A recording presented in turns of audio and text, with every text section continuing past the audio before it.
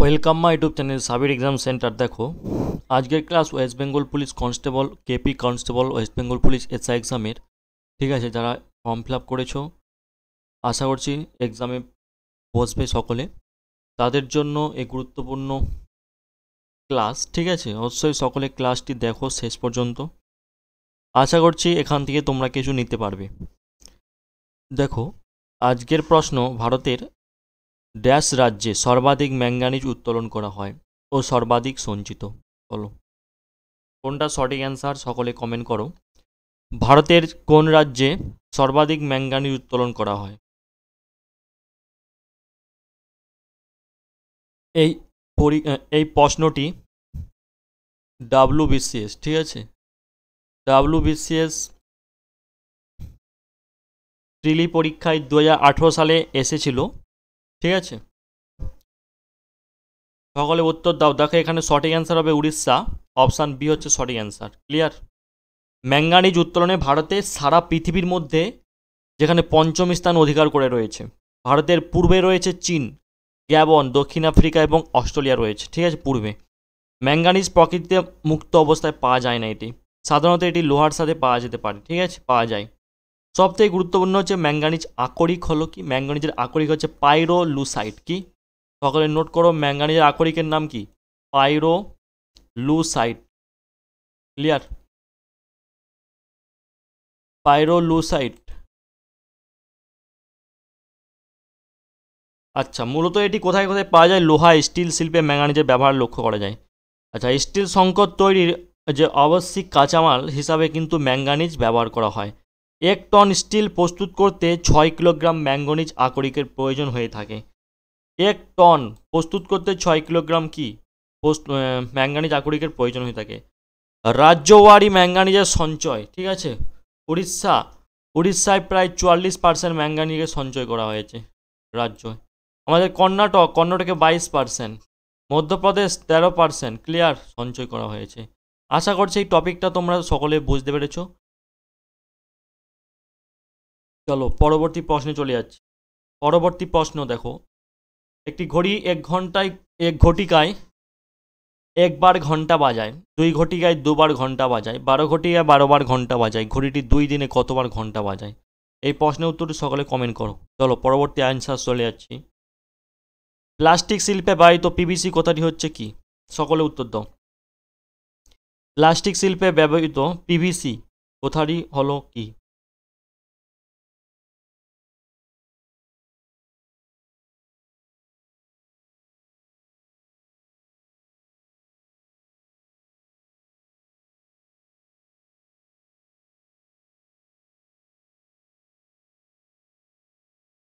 আচ্ছা দেখো, এখানে সঠিক অ্যান্সার হচ্ছে পলিভিনাইল ক্লোরাইড, অর্থাৎ অপশান এ হচ্ছে সঠিক অ্যান্সার। এই প্রশ্নটি কিন্তু WBCS এক্সামে এসেছিল প্রিলি পরীক্ষায়, 2016 সালে এসেছিল এই প্রশ্নটি। ঠিক আছে, প্লাস্টিক শিল্পে ব্যবহৃত পিভিসি কথাটি হচ্ছে পলিভিনাইল ক্লোরাইড। আচ্ছা, প্লাস্টিক শিল্পে পিভিসি শব্দটি পলিভিনাইল ক্লোরাইডকে বোঝানো হয়েছে এখানে। আচ্ছা, পলিভিনাইল ক্লোরাইড যেটা পিভিসি, ঠিক আছে, এর একটি লাভজনক এবং বহুমুখী থার্মোপ্লাস্টিক পলিমার উপাদান থাকে। ঠিক আছে, এটি একটি উচ্চ ক্ষমতাযুক্ত থার্মোপ্লাস্টিক উপাদান। ঠিক আছে, আশা করছি তোমরা এটি বুঝতে পেরেছো। পরবর্তী প্রশ্নে চলে যাচ্ছি। নিম্নলিখিতদের মধ্যে কে ফরাসিদের সাথে যুক্ত ছিলেন?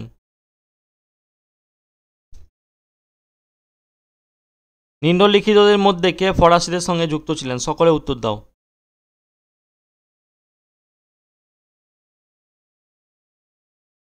নিম্নলিখিতদের মধ্যে কে ফরাসিদের সঙ্গে যুক্ত ছিলেন? এটিও কিন্তু WBCS প্রিলি 2018 সালে এসেছিল, সকলে মাথা রাখবে। 2018 সালে এসেছিল WBCS। এখানে সঠিক অ্যান্সার হচ্ছে হায়দার আলী, অপশান এ হচ্ছে সঠিক অ্যান্সার। ঠিক আছে, হায়দার আলী কে ছিলেন? হায়দার আলী ছিলেন একজন সৈনিক, একজন যোগ্য সেনাপতি এবং একজন ভালো কূটনীতিবিদ তিনি ছিলেন। তিনি সাহসী ছিলেন এবং তার সৈন্যদের সাথে যুদ্ধের সময় সমস্ত বিপদের মোকাবিলা করেছিলেন। আমরা যদি আরও কিছু তথ্য পাই, 1761 সাল হায়দার আলী, যিনি একজন সৈনিক হিসাবে তার কর্মজীবন শুরু করেন 1761। ঠিক আছে, তিনি ফরাসি ও নিজামের সাথে মিত্রতা স্থাপন করেছিলেন এবং 1767 থেকে 69 খ্রিস্টাব্দে প্রথম অ্যাংলো মহীশূর যুদ্ধে ইংরেজদের বিধ্বংসী পরাজয় দেন। 1769 সাল এপ্রিল মাসে একটি চুক্তি অর্থাৎ মাদ্রাজ চুক্তির আকারে শর্তাবলী মেনে নিতে বাধ্য হয়। ঠিক আছে, 1780 থেকে 84, ঠিক আছে, দ্বিতীয় ইঙ্গো মহীশূর যুদ্ধের সময় ইংরেজদের ওপর অত্যন্ত অপমানজনক পরাজয় চাপিয়ে দেয়, যেখানে তিনি মারাঠা ও নিজামদের সাথে মিত্রতা করেন। দ্বিতীয় অ্যাংলো মহীশূর যুদ্ধের সময়, যেটা ছিল 1782 সাল, ঠিক আছে, এই সালে কি হয়, এই সালে তিনি মারা যান। হায়দার আলী ছিলেন বিখ্যাত শাসক টিপু সুলতানের পিতা। ঠিক আছে, টিপু সুলতানের পিতার নাম হায়দার আলী। আশা করছি এটা বুঝতে পেরেছ। পরবর্তী প্রশ্নে চলে যাচ্ছি। ভারতের উচ্চতম শৃঙ্গ কেটু আর কি নামে পরিচিত? কেটু, সকলে উত্তর দাও। ভারতের উচ্চতম শৃঙ্গ কেটু আর কি নামে পরিচিত?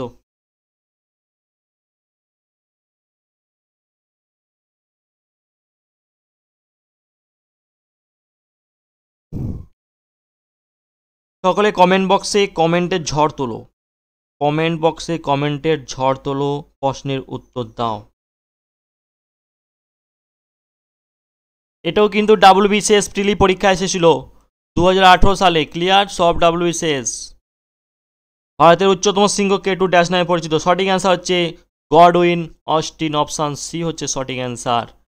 আচ্ছা, কেটু হচ্ছে চীনাদের কাছে কোগির ফং নামেও পরিচিত। কি নামে পরিচিত? কোগির ফং।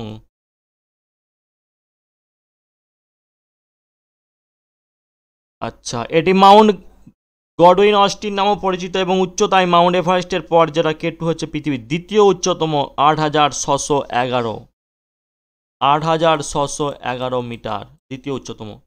1856 সালে এই পর্বত শৃঙ্গটি আবিষ্কার করেন কর্নেল টিজি মন্টেগোমেরি। দ্বিতীয় পর্বত শৃঙ্গ হিসাবে কারাকোরাম পর্বত শ্রেণীতে এই পর্বত শৃঙ্গের উচ্চতা পরিমাপ করা হয়েছিল, তাই এই শৃঙ্গের নাম হচ্ছে কেটু।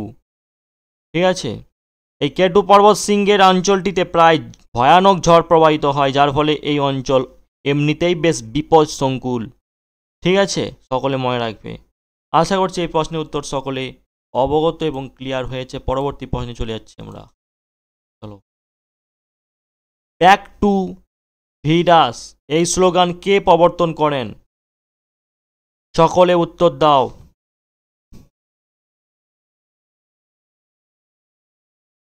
ব্যাক টু বেদ এই স্লোগান কে প্রবর্তন করেন? Back to Veda, seal, SCILMT। Electrical পরীক্ষা এসেছিল, CILMT ইলেকট্রিক্যাল 2020 অফিসিয়াল প্রশ্ন লক্ষ্য করে দেখতে পেয়ে যাবে। বেদের কাছে ফিরে যান, ব্যাক টু বেদ, বেদের কাছে ফিরে যান এই স্লোগানকে প্রবর্তন করেন। সকলে কমেন্ট করো, কমেন্টের ঝড় তুলে দাও তোমরা আজকে। কোনটা সঠিক অ্যান্সার? এখানে সঠিক অ্যান্সার হচ্ছে দয়ানন্দ, স্বামী দয়ানন্দ সরস্বতী, অপশান সি সঠিক অ্যান্সার। স্বামী দয়ানন্দ সরস্বতী কি প্রতিষ্ঠা করেন? আর্য সমাজ প্রতিষ্ঠিত করেন, সকলের অবগত। তিনি স্লোগান দিয়েছিলেন বেদের কাছে ফিরে যাও। আর্য সমাজ 1875 সালে স্বামী দয়ানন্দ সরস্বতী প্রতিষ্ঠিত করেন। তিনি বেদ অনুবাদ করেছিলেন, সত্যার্থ প্রকাশ, বেদভাষ্য, ভূমিকা, বেদভাষ্য নামে 3টি গ্রন্থ। কি কি? সত্যার্থ প্রকাশ, বেদভাষ্য, ভূমিকা এবং বেদভাষ্য। দয়ানন্দ অ্যাংলো বৈদিক DAV স্কুলগুলি তার দর্শন ও শিক্ষার উপর ভিত্তি। তিনি মিশন প্রতিষ্ঠা করেন, ব্রাহ্ম সমাজ রাজা রামমোহন রায় প্রতিষ্ঠা করেন। ঠিক আছে, ব্রাহ্ম সমাজকে প্রতিষ্ঠা করেছিলেন রাজা রামমোহন রায়, হচ্ছে ব্রাহ্ম সমাজ প্রতিষ্ঠিত করেন। চিন্ময় মিশন চিন্ময়ানন্দ সরস্বতী প্রতিষ্ঠিত করেছিলেন। প্রার্থনা সমাজ আত্মারাম পাণ্ডুরঙ্গ প্রতিষ্ঠা করেছিলেন। আশা করছি এই প্রশ্নের উত্তর সকলে ক্লিয়ার হয়েছে। পরবর্তী প্রশ্নে আমরা চলে যাচ্ছি 97 দাগে। নিচের সংখ্যা শ্রেণীটির লুপ্ত সংখ্যাটি কত? সকলে এটি কমেন্ট করো, কমেন্টের ঝড় তুলে দাও। পরবর্তী প্রশ্নে আমরা চলে যাচ্ছি। ভিটামিন ডি এর অভাবে কোন রোগ হয়? ভিটামিন ডি এর অভাবে কোন রোগ হয়? সকলে 98 দাগের প্রশ্নের উত্তর দাও। ভিটামিন ডি এর অভাবে কোন রোগ হয়?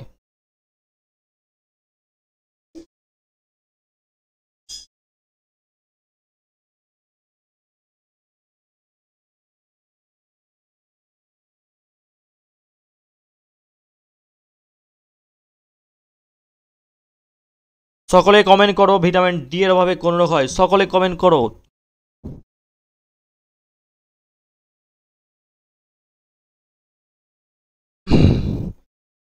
দেখো, এখানে সঠিক অ্যান্সার হচ্ছে কোনটা? এটাও কিন্তু WBCS প্রিলি।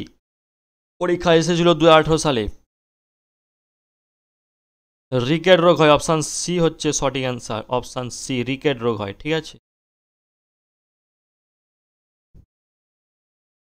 ভিটামিন ডি হলো কি? ভিটামিন ডি হচ্ছে কি? ভিটামিন ডি হচ্ছে স্নেহ পদার্থের দ্রবণীয় ভিটামিন, যা প্রাকৃতিকভাবে খুব অল্প পরিমাণে পাওয়া যায়। যেমন ধরো ভিটামিন ফ্যাটি ফিশ, মাছের যকৃৎ মিশ্রিত তেল, গরুর যকৃৎ, পনির, ডিমের কুসুমে এইসব ভিটামিন ডি থাকে। ভিটামিন ডি এর রক্তে যেটি পর্যাপ্ত পরিমাণে ক্যালসিয়াম ফসফেটের ঘনত্ব বজায় রাখে, এটি অস্থির দুর্বলতা রোধ করে। ঠিক আছে, ভিটামিন ডি দেহে অন্য কাজ রয়েছে কি কি? এর মধ্যে রয়েছে কোষের বৃদ্ধি করার জন্য, নিউরোমাসকুলার, ঠিক আছে, নিউরোমাসকুলার যেটা হচ্ছে অনাক্রমতা এবং প্রদাহ হ্রাসের মতন কাজগুলি। রাসায়নিক নাম কি? ক্যালসিফেরল। ঠিক আছে, ডি এর রাসায়নিক নাম কি? ভিটামিন ডি এর রাসায়নিক নাম হচ্ছে ক্যালসিফেরল। ভিটামিন ডি এর অভাবে শিশুদের মধ্যে রিকেট, বড়দের মধ্যে অস্টিওম্যালাসিয়া রোগ হয়। ভিটামিন এর অভাবে কী হয়? রাতকানা রোগ হয় ভিটামিন এর অভাবে। ভিটামিন বি7 এর অভাবে কী হয়? ভিটামিন বি, এই যে চুল উঠে যাওয়া, এটা হচ্ছে ভিটামিন বি7। আচ্ছা, ক্লিয়ার? স্কারভি ভিটামিন সি এর অভাবে স্কারভি রোগ হয়, ভিটামিন সি। ক্লিয়ার? চলো, আশা করছি এটা ক্লিয়ার হয়েছে। পরবর্তী প্রশ্নে চলে যাচ্ছি।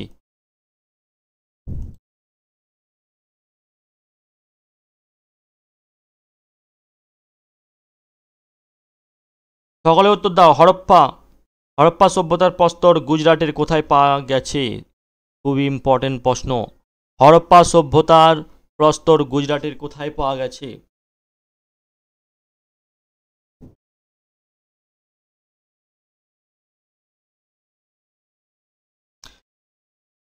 বা প্রশ্নটি এমন হতে পারে যে হরপ্পা সভ্যতার নিম্নলিখিত কোন শহর গুজরাটে অবস্থিত?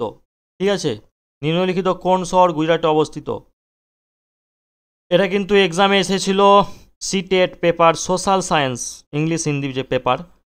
সঠিক অ্যান্সার কোনটা হবে? দেখো এখানে সঠিক অ্যান্সার ধলবিরা হবে এবং লোথালও হবে, প্রশ্ন একটু আলাদা করে দেওয়া আছে।